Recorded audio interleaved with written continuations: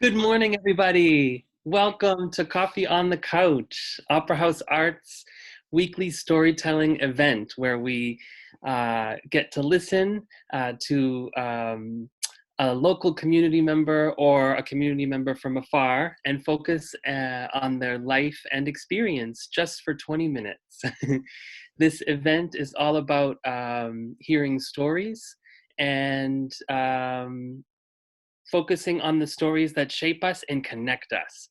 And we're super lucky to have Dennis Duquette as our guest this week. Dennis probably would need no introduction for many of you tuning in, but for those of you who would like to know more, he joins us as the principal from Deer Isle-Stonington High School. This is his second year in that position, and before that, he was in Massachusetts as the principal of Westfield High School. Dennis, good morning and welcome. Good morning. Thank you. So we'll start our roundabout questioning with Kate. Good morning, Mr. Duquette. Morning, Kate. My question, just to start off, because I don't really know a ton about your background, but where are you from? I'm from Pittsfield, Massachusetts, which is right in the corner of Massachusetts, but in the New York-Vermont border. It's also called Berkshire County. It's very a big arts community, a big tourist attraction. Tanglewood Music Theater is there. Jacob's Pillow. Some of these you've heard of. But it was a neat place to grow up.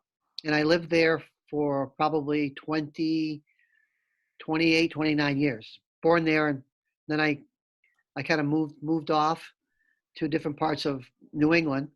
And then about 17 years ago, I moved to Maine.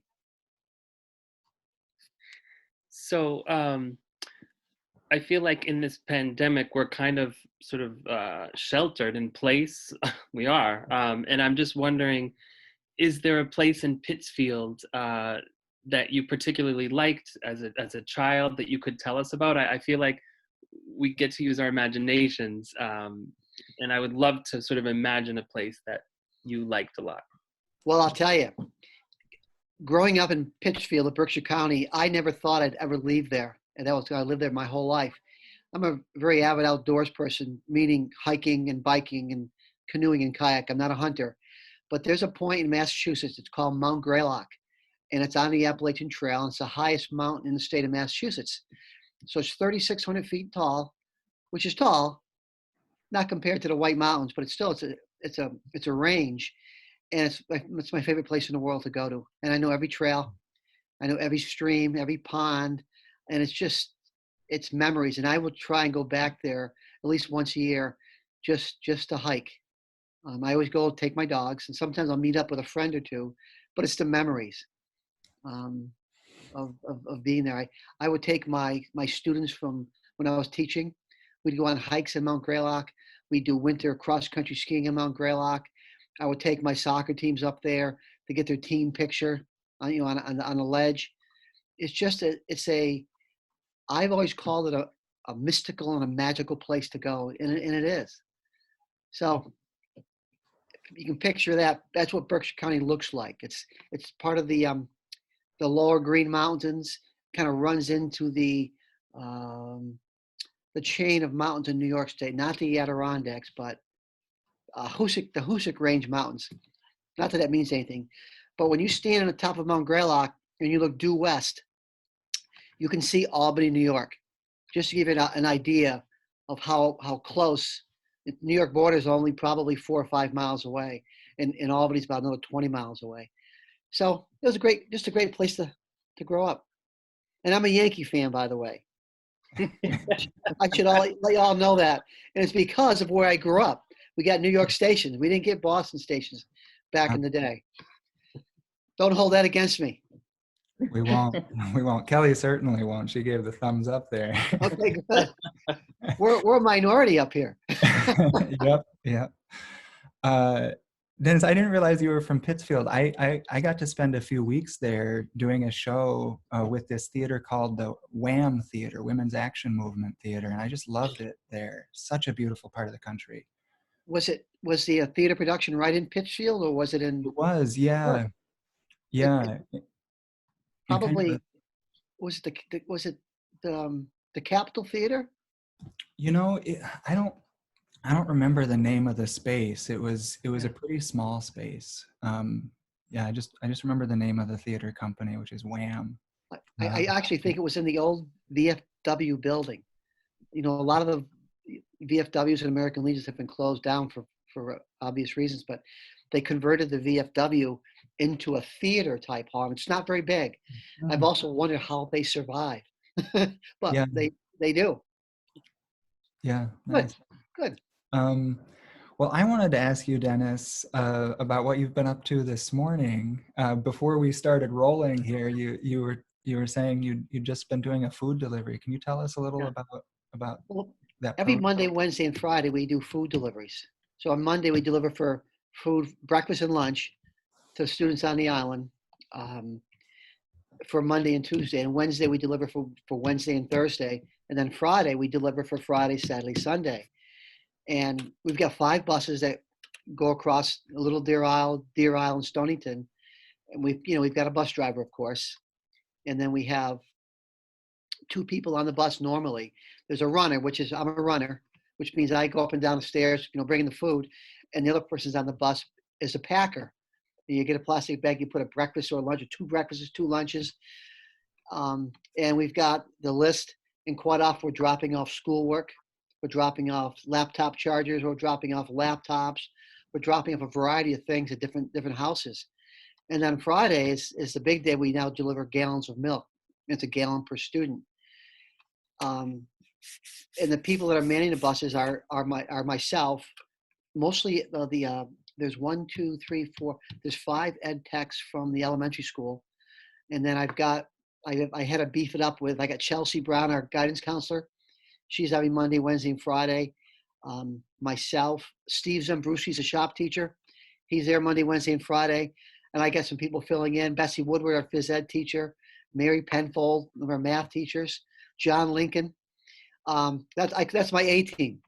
I bring the big guns in on Friday because I need the muscle with all the milk, and we have fun. And students and parents are in the windows. They're leaving us notes in the coolers. It's just it's a feeling that's so positive, and that so many people care, and you don't mind the work. I think I've lost 7 pounds just in the last 7 weeks or so. And I think it's from running up and down the bus stairs, 50 times on Monday, 50 times on Wednesday, and then on Friday. But it's wonderful. And it's something I'm proud of the island. I'm proud of the people, the donations, and so much as just having a sense of humor and a positive attitude. It really isn't. So Friday is a busier day. I thought I'd be back by 10:30 today, and I walked in at 5 minutes of 11, and I was panicking, thinking, "Oh my God, I have to be back by 11." So it's wonderful, and it's needed. The need is, as you all know, the need is tremendous right now, in our communities. So I'm proud to do it.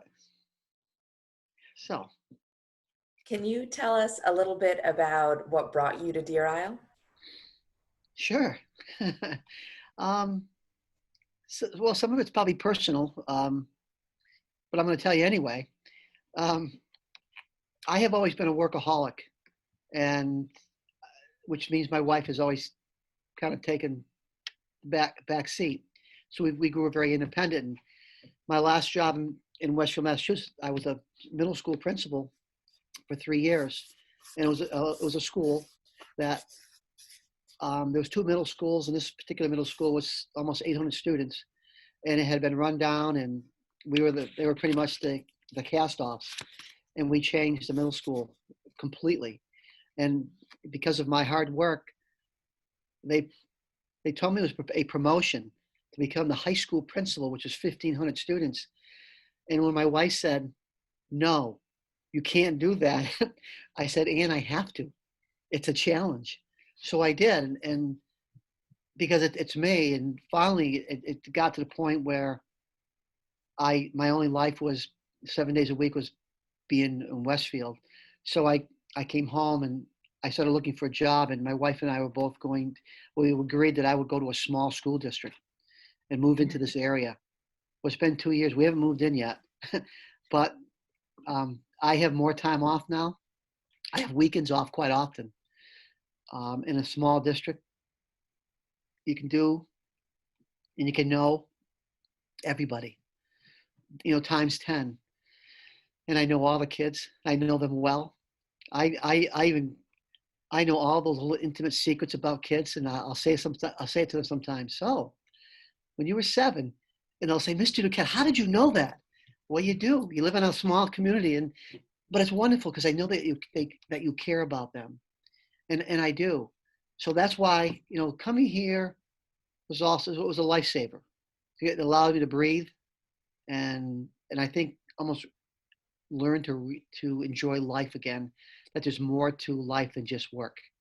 I do work a lot here, but not like I used to. So I hope did I answer your question? Yeah? Okay, thanks. Hi, Mr. Duquette. It's so nice to have you with us today. I think it's really neat that you have 2 dogs that you bring to work every day. Yeah. And I know that is really appealing to the kids too. They love the dogs. I hear a lot about Jake and Murphy, Yes. who are the 2 dogs that you have. Can you tell us about Jake and Murphy and what started that, bringing them to school? There he is. There's Jake. He's working hard. How are they doing? Luke wanted to know. Jake is I was a superintendent of schools back in Poland Spring, Minot, and Mechanic Falls, Maine. And in my first or second year there, a family moved in from Phoenix, Arizona, and they had a program out there in their high school where the kids would rescue dogs, train them, and then give them to a student going to college that was handicapped in some form, shape, or whatever it may have been. And so she came to me, and I said, "What a wonderful idea. Let's bring it to the school board and the superintendent," and they approved it. So this woman went out and rescued 6 dogs out of the various local dog pounds and whatnot. And students adopted those dogs for 1 year. But it was a commitment for the student and the family. And the student got to bring the dog to school every day. And they had a little mat where the dog would lay next to them in class. And then they go to training 3 days a week with their dog to learn manners and etiquette, et cetera, et cetera. And so I supported it and, helped them out in any way they needed it. But one Saturday morning, the founder of this program called me up and she said, "Dennis, you said you'd help us. I've got a family that just backed out and they want to get rid of their dog that they don't want anymore. And I can't take it because I already have 5 dogs." So my wife was standing right there and she's shaking her head. No, we're not going to get another dog. We had 2 already. And I said, "Ann, I just need another week. I'll just get a week. I'll take him for a week." So I took him, brought him to work with me. A lot of people were interested in him, but not the right person I thought was going to give him a great life. So at the end of the first week, I said to my wife, Ann, I need 1 more week. And she said, "You can't get rid of him now." So he was about 11 months old. So that's how Jake came to be. So over the next year or so, I was told that I could bring him to school, but I had to get him certified as a therapy dog. So I started taking him to classes at night and sometimes weekends, and he gets certified as a therapy dog. So he's been working in the schools for about 7 years now. And he's just phenomenal. The kids adore him. He's gentle, he's kind, he's smart, he's loving. As I tell people, he does not care what you look like. He doesn't care how you dress. He doesn't care the color of your skin. And if you watch him in the hallways with kids, every walk of life is touching him, petting him, rubbing his belly. He gets birthday presents. I don't. He gets Christmas presents. I don't. So the real hit here is Jake, not me. So Murphy came along. My son is a social worker for the Great New Gloucester Public Schools, but he also does social work after work with another company. He works with disadvantaged students or kids. he went to this one home, and the mother said, we're given this puppy. We can't afford to feed him. Can you find him a home? So, of course, my son brings him home. And 4 weeks later, he says, Dad, I don't have time for this dog. I can't train him. So it became my dog, Murphy. And Murphy was about 5 months old or so when I got her. It's a girl. And she is just priceless. Her disposition, she just turned a year old. And she's got the disposition to be a great therapy dog. And she's gentle and kind. And she's so loving that the kids, I think, actually like Murphy more because there's a little bit more life to her. You know, she still gets excited and runs up to him. So that's how Murphy came to be. Murphy's not here right now. Murphy is with my landlords. I don't know if you know Bob and Tootie. Most everybody knows Tootie Verisco. Well, they're my landlords, and they're in love with both of my dogs. And they have volunteered to watch Murphy at any opportunity. So now it's a point where I have to wrestle with them to get my dog back every once in a while. So that's what Murphy is, and they adore her. Oh, that's nice. That's great. Thank you. You're welcome. Mr. Duquette, we have a few minutes left here. And thank you for speaking so openly about your journey to Deer Isle. And it sounds like you like a challenge. And I'm just curious, we all know that teachers, administrators across the country have done an extraordinary job turning their curriculums. Yeah. And I'm just curious how you navigated that experience and what that was like, because it seems like a great challenge. It was a challenge. And I need to give credit to our superintendent who had the foresight to have us jump out ahead of the curve. And so we did. And luckily we did do that because almost overnight our schools were closed down. So our teachers, we probably had a good 3 or 4 days in which to really navigate how we were going to address online learning. And then it just happened. But once again, to the credit of our staff, the staff in our school district as a whole is phenomenal. But I'm going to speak about our own high school staff. I couldn't ask or find or hire better people than we have right now. They care. They're dependable. They don't complain. They care about the kids. They fill me in because they know that I'm a soft touch and that I'd find a solution.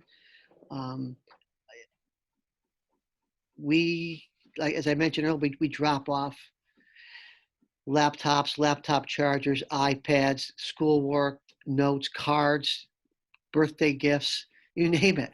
Anything to acknowledge our kids. And it's driven by our staff, not just the teachers, but our administrative assistant, guidance counselor, secretary, just about everybody. And we've done well. It's a challenge. Teaching online K-12, I think I'm busier now, and I think our teachers are more tired now than they are during the regular school year, as are the kids. It's just different, and but we're doing it. We have 3 weeks left of school. That's it. And it's exciting that it's going to be over, at least for a couple of weeks until summer school starts. So, Do you have any plans for the summer that you could share with us? well, there'll be a lot of credit recovery plans and tutoring, for our high school students, and that's all being worked out right now. Once again, because everything is online, even summer school. It's hard to get kids to come to summer school in person. You can imagine how hard it's going to be to keep kids focused in summer school online. But some of the kids, once again, it's a necessary evil, I guess is the best way to put it. So that is going to take a lot of brainstorming and planning. Other than that, there's a lot of work I need to do for getting next year's schedule and program of studies up and running. And as some of you probably know, I like making our building look well cared for. Between mulching and planting flowers and painting, there's all kinds of projects that I'll get, I'll always get volunteers to help me. We'll be doing a lot of that this year. So when our kids do come back in September, they are going to see, just another major step in the area of pride with our school. Our gym floor just got refinished, Mm. and I don't think it's been refinished in 25 or 30 years. And you walk in now, and literally it looks like a brand new gym. And one parent came in a couple of weeks ago, and she was dropping something off, and I said, "Do you want to see our gym?" She says, "I was hoping you were going to ask." I brought her in. She said, "Did you paint the walls?" And I said, "Not yet." But that's how nice the floor looks. It looks like the gym is brand new. It's mariner blue on the stripes. The floor is clean and it's been totally sanded. But it's pride. It's like walking into the Cross Center up in Bangor. It looks that nice. Mm. So it's pride. We keep building pride in our school, and it shows. It shows with the way kids respond academically, but also behaviorally. We have so few issues in our high school.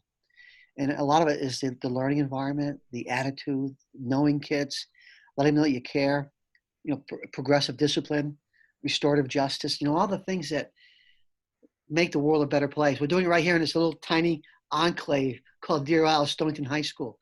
But it's wonderful. And sometimes the superintendent will say to me, "Dennis, you didn't have any discipline reports last quarter." And I say to him, "No." And I'm so proud of that. Sure, you talk to a kid in the hallway, but it's nothing's big. No, no drugs, alcohol, coming to school, getting caught, no fights. In fact, I don't even think we've had a fight in 2 years. So many positive things. And every issue there is, it's a learning experience. Kids learn from it. So anyway, I'm getting off into a different tangent. Well, Mr. Duquette, I think we've actually reached the end of the 20 minutes. But thank you so much, really, for being such a compassionate leader in our community. And hopefully we can follow your example in what you're saying